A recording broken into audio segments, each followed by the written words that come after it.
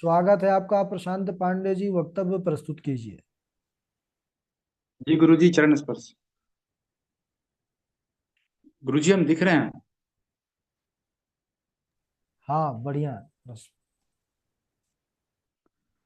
अस्मद् गुरुभ्यो नमः। अस्मद् परम गुरुभ्यो नमः। अस्मद् सर्वगुरुभ्यो नमः। राधा कृष्णाभ्याम नमः। श्रीमते रामानुजाय नमः। लंबोदरं परमं एकदन्तं पीताम्बरं त्रिनयनं परमं पवित्रम् उदयदिवाकर निभोज्वल कान्ति कान्तं विघ्नेश्वर सकल विघ्नहरं नमामि।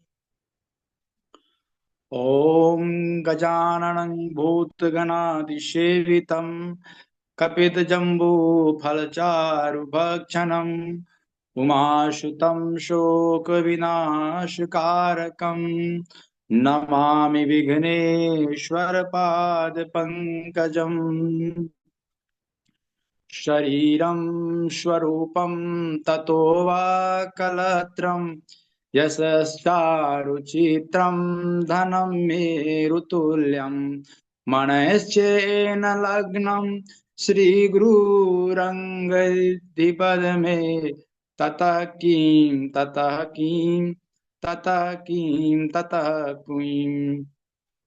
नारायणं नमस्कृत्यं नरं चैव नरोत्तमं देवी सरस्वती व्यासं ततो जयमुदीरयेत्। जयतु जयतु देवो देवकीनन्दनोऽयं। जयतु जयतु कृष्णो वृषिवंशप्रदीपः। जयतु जयतु मेघश्यामलः कोमलांगा। जयतु जयतु पृथ्वीभारनाशो मुकुन्दः। करारविन्देण पदारविन्दं मुखारविन्दे विनिवेशयन्तम् बटयापत्रस्य पुटेशायनं बालं मुकुन्दं मनसा स्मरामि। रामाय रामभद्राय रामचन्द्राय वेदसे रघुनाथाय नाथाय सीतया पते नमः। अञ्जनानन्दनं वीरं जानकी शोकनाशनं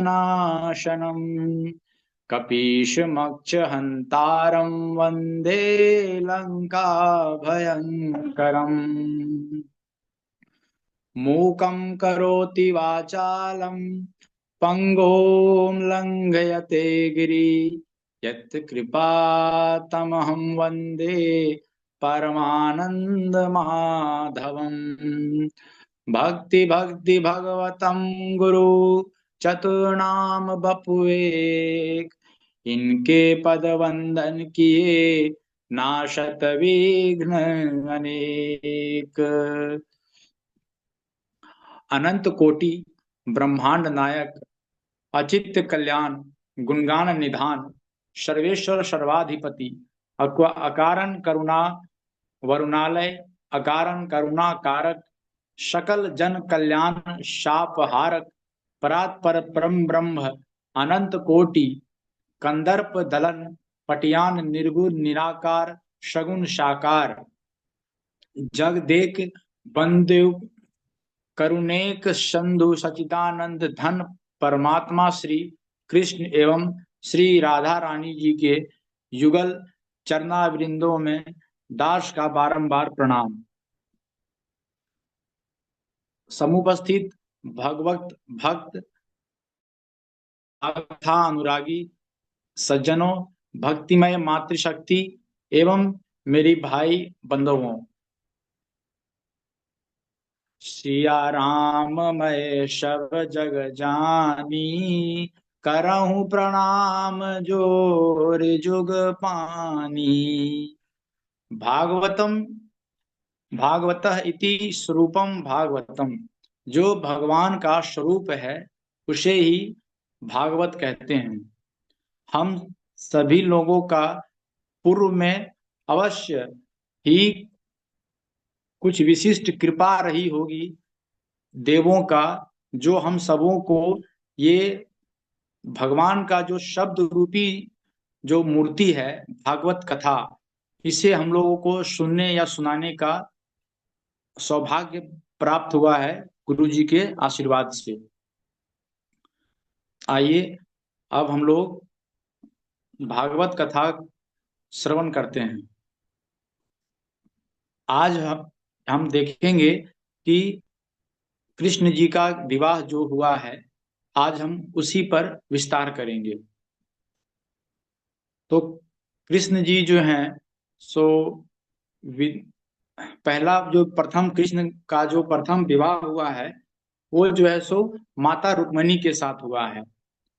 तो हम देखते हैं उनका कुल जो विवाह है वो 8 विवाह हुआ है, और फिर 16,108 विवाह हुआ है। तो हम लोग ये देखेंगे कि विवाह किस किस रूप से हुआ है, किस किस विधि से हुआ है। तो राजा परीक्षित जी सुखदेव जी से पूछते हैं कि हे सुखदेव जी, मैंने सुना है कि भगवान कृष्ण का विवाह रुक्मणी से राक्षस विधि के द्वारा हुआ है, तो ये कैसे संभव हुआ, मुझे इस पर बताएं। इसमें कहते हैं कि भगवान भीष्म कशुताम रुक्मणी रुचिराननाम राक्षसेन विद्यानेन औपयेमिति श्रुतम। तो इसमें अब सुखदेव जी कहते हैं कि हे परीक्षित, विदर्भ के नरेश या महाराज जो थे वो भीष्मक थे, और भीष्मक जी के रुक्मी आदि 4 पुत्र और एक पुत्रियां जिनका नाम रुक्मणी था। और उन चारों 5 भाई थे उनके पुत्र, और पांचों में श्रेष्ठ थे रुक्मी। तो रुक्मी का जो दोस्त था यानी कि मित्र जिसे कहा जाए वो शिशुपाल, और शिशुपाल जो स्वयं थे वो चेदी नरेश थे, यानी कि एक साम्राज्य था चेदी, उसके वो महाराज थे।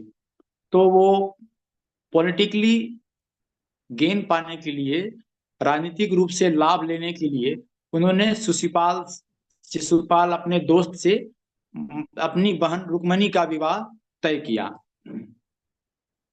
तो जब भीष्मक जी को ये समाचार मिला कि रुक्मणी का विवाह शिशुपाल से तय कर दिया, तो हमारे जो विदर्भ नरेश थे महाराज भीष्मक, वो थोड़े से उदास हो गए, क्योंकि वो भी कहीं ना कहीं चाहते थे कि हमारी पुत्री का विवाह जो है सो भगवान कृष्ण के साथ हो।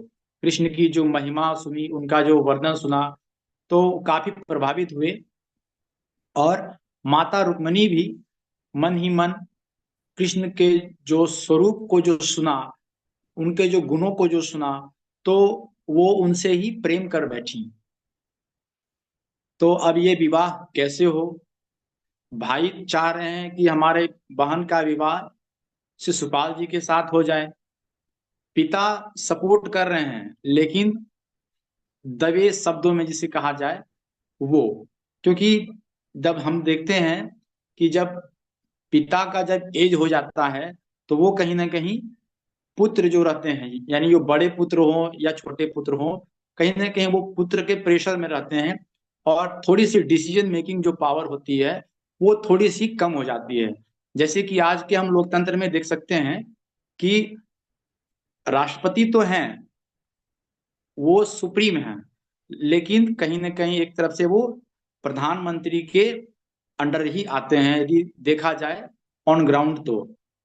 तो इसी तरह से हमारे जो भीष्मक महाराज थे वो भी कहीं ना कहीं फिर रुक्मी के जो निर्णय था कि हमें शिशुपाल से ही विवाह करना है, वो इससे राजी हो गए। तो अब हमारी माता रुक्मणी को ये जब समाचार मिला कि हमारा विवाह जो है सो शिशुपाल जी के साथ तय हुआ है, तो माता रुक्मणी ने एक ब्राह्मण देवता को बुलाया। तो ब्राह्मण देवता को वो अपना सुनाई कि मैं जो है सो कृष्ण के ही से ही विवाह करना चाहती हूँ, और मेरा ये जो संदेश है आप किसी तरह से कृष्ण जी के साथ पास पहुंचा दीजिए। तो अब जो कृष्ण भगवान हैं वो अपने नगर में बैठे हुए हैं, ठीक है। तो अब जब ब्राह्मण देवता जाते हैं वहां पे, तो द्वारपाल जो है सो रुकते रुकते हैं। तो कोई भी आम आदमी जो है सो वो डायरेक्ट राजा से जाके नहीं मिल सकता है, लेकिन वो जो था युग वो भगवान कृष्ण का युग था। वो जन पब्लिक के बीच में रहते थे, तो उनका स्वयं आदेश था कि ब्राह्मण को दरवाजे पर नहीं रोका जाए। तो उन्हें द्वारपालों ने आने दिया, और ब्राह्मण देवता भगवान कृष्ण के पास गए। भगवान कृष्ण विराजमान थे, तो उन्होंने कहा कि हे ब्राह्मण देवता, आज ये मेरी कृपा हुई जो आप हमारे द्वार पे पधारे। तो उनका जो स्वागत सत्कार होता है उन्होंने भगवान ने किया ब्राह्मण देवता का। थोड़ा विश्राम के बाद वो पूछते हैं कि बताइए ब्राह्मण देवता, किस कारण बस आपका आगमन हुआ कुछ। तो ब्राह्मण देवता ने एक श्लोक में वो एक पत्र था लिखा हुआ रुक्मणी जी का। तो माता रुक्मणी ने वो पत्र दिया था ब्राह्मण देवता को। तो ब्राह्मण देवता ने कहा कि महाराज, भगवान को यहाँ पे कह रहे हैं कि महाराज, यहाँ पे सभा लगी हुई है, और ये जो है सो आपका ये पत्र है, ये प्राइवेट पत्र है, इसको आप ही पढ़ें। तो भगवान ने फिर समझा, और कृष्ण भगवान ने सभी को कहा कि आप लोग चले जाएं। तो फिर मिले। तो ब्राह्मण ने जब चिट्ठी थी, वो पत्र कृष्ण को भगवान को जब देनी चाहिए, तो भगवान ने बीच में कोई भी अंतर नहीं है, हम मैं पढ़ूं या आप पढ़ें बात बराबर ही है, तो आप ही पढ़िए। तो ब्राह्मण देवता वो माता रुक्मणी का जो एक श्लोक था वो सप्त श्लोक ही है।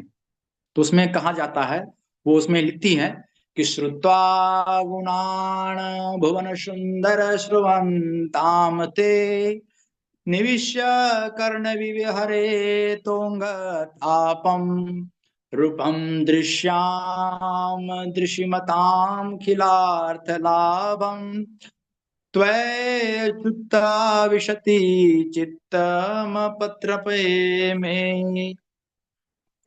जिसमें कि माता रुक्मणी कहती है कि हे भुवन सुंदर, मैं आपके गुणों को सुनकर मैं आपसे प्रेम कर बैठी, और मैं आपसे ही विवाह करना चाहती हूँ, और यदि मेरी विवाह आपसे नहीं होती है तो मैं अपनी प्राणों का त्याग करूंगी। तो भगवान ठहरे।